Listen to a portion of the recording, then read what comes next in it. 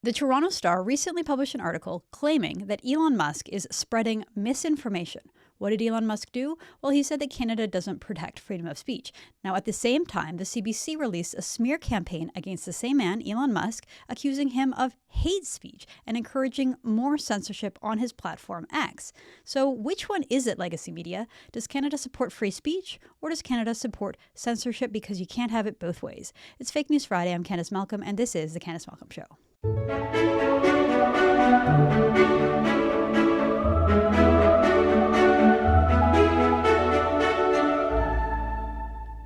Hi everyone, thank you so much for tuning into the podcast today. Don't forget to like this video. If you're new around here, please subscribe to our channel, True North. Hit that little notification bell so you never miss a video. If you're listening to this podcast, please leave us a 5-star review if you enjoy the podcast.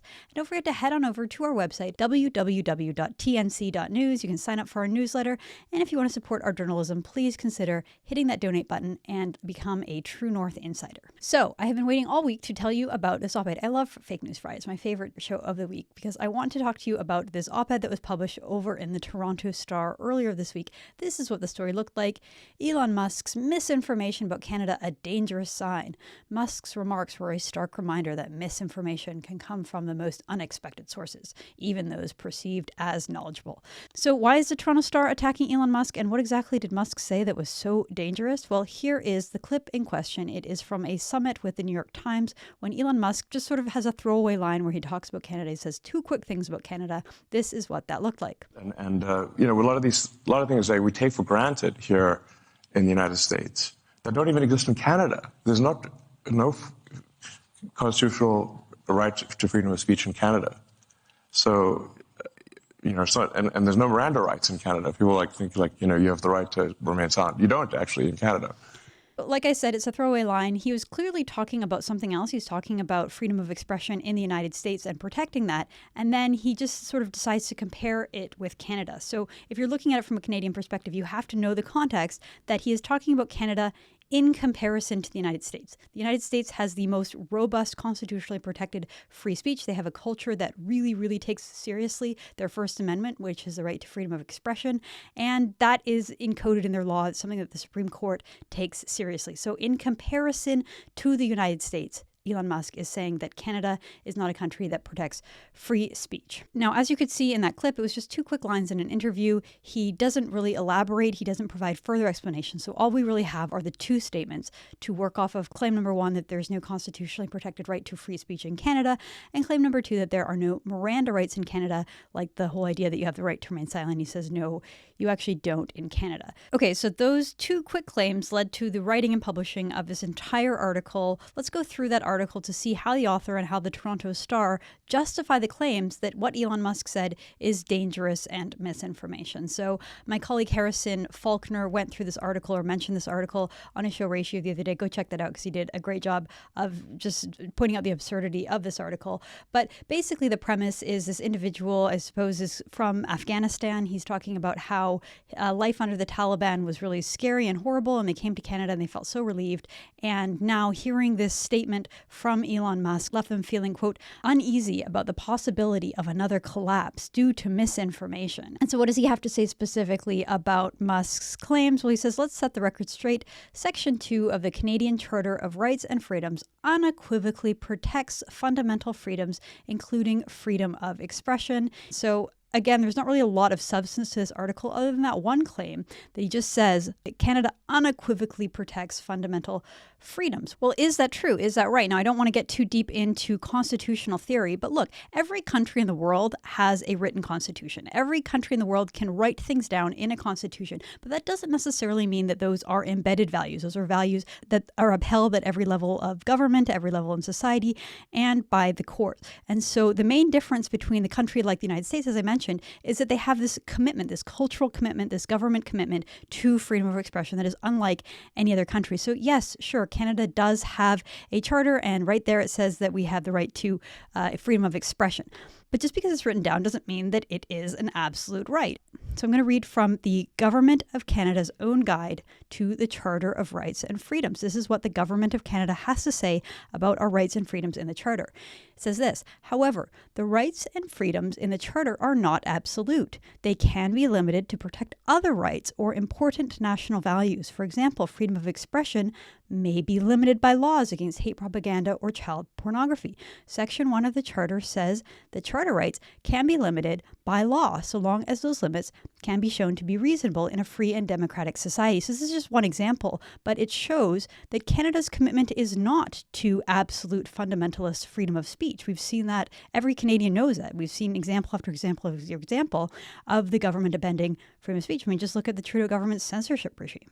Look at the way that they interfere in the free press. They're obviously not committed to freedom of expression in a real way. And I will continue to demonstrate that throughout this episode, that Canada doesn't have the same fundamental commitment to freedom of speech. Now look, to the Toronto Star, if you're going to make a claim, if you're going to make the headline of your story saying that a public figure is spreading misinformation, you better be right. You better have receipts, and you better be able to defend yourself with facts. The Toronto Star doesn't do that. They just had that one line that says that Canada unequivocally respects freedom of speech. They don't provide that context that Elon Musk was comparing Canada with the United States. Remember, the United States is a country with the best constitutionally protected freedom of speech on planet Earth. In fact, interestingly, and a little ironically, I will say, the United States is frequently criticized by the likes of the Toronto Star and others for being too militantly pro-speech. Here's an example. This is an article from the Toronto Star. It's about a decade old, but it is when then Prime Minister Stephen Harper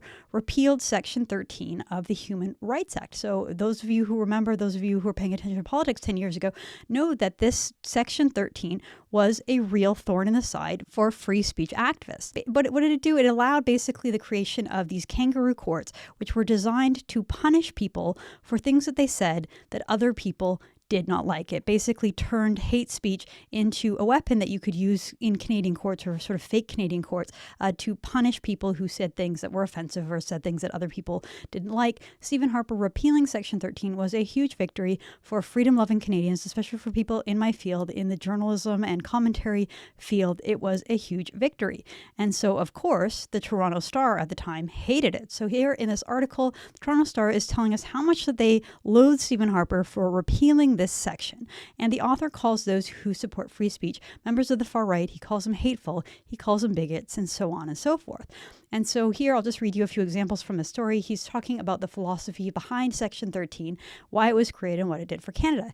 He said, in Canada, there was to be freedom of speech, but also freedom from hate. That was going to be the Canadian way. So the Canadian way was going to be to balance freedom of speech with freedom from hate. A balance. If you're balancing a person's right to freely express themselves, balancing that with another person's right not to be offended, well, you can't really have both. Those two things don't really coexist. And the emphasis in Canada is always on the latter, always on the person not wanting to be offended.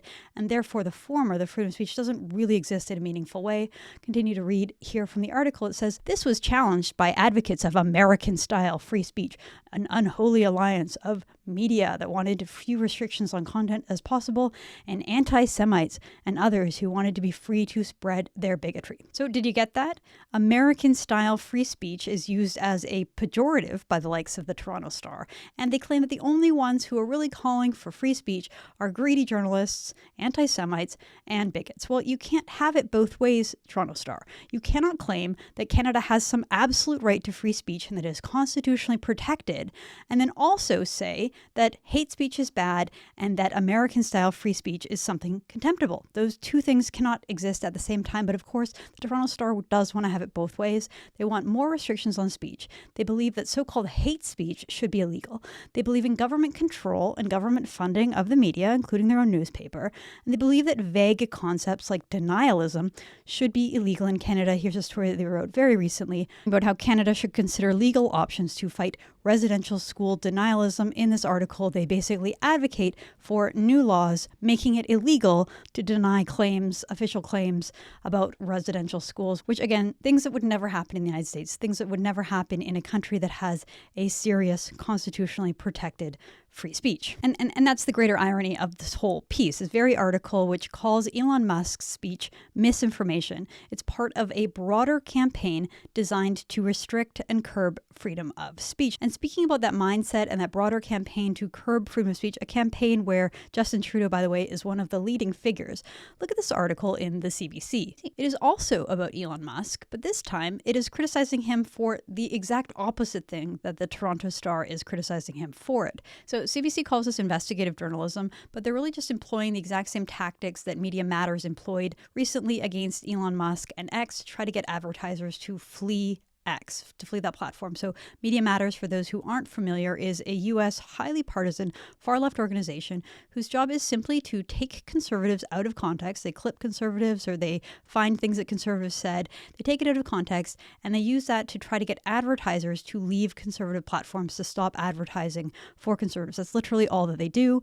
Recently, they decided to take aim at Elon Musk, and Elon Musk, good for him, to his credit, he decided that he had had enough of their loathsome routine. He called it an evil propaganda campaign, and he is suing them in what he calls a thermonuclear lawsuit. This is what he had to say on the topic after Media Matters published a smear campaign against them. He writes, "The split second courts open on Monday. X Corp will be filing a thermonuclear lawsuit against Media Matters and all those who colluded in this fraudulent attack on our company." So what does the CBC go and do? Well, the lazy state broadcaster, who, as we know, is really nothing more than a front for the Trudeau government. They took the exact same hatchet job premise, the evil propaganda campaign, and they simply applied it to Canada. So here's what that story looked like. It says, CBC investigates. Bell Media, Angus Reid, and other Canadian brands halt ads on X amid extremism concerns. Advertisers increasingly reticent since Elon Musk took over platform a year ago. So the whole premise of the CBC article is that they refreshed ads over and over and over again until they saw an ad from one of those companies next to a post that they don't like, and then they screenshotted that and pressured those companies to stop advertising on the platform. So it's not investigative journalism. It's really just bullying mixed with activism, mixed with really deceitful, dishonest journalism practices. It's pretty sleazy, and it's all based on the premise that free speech is bad and employing cancel culture is good.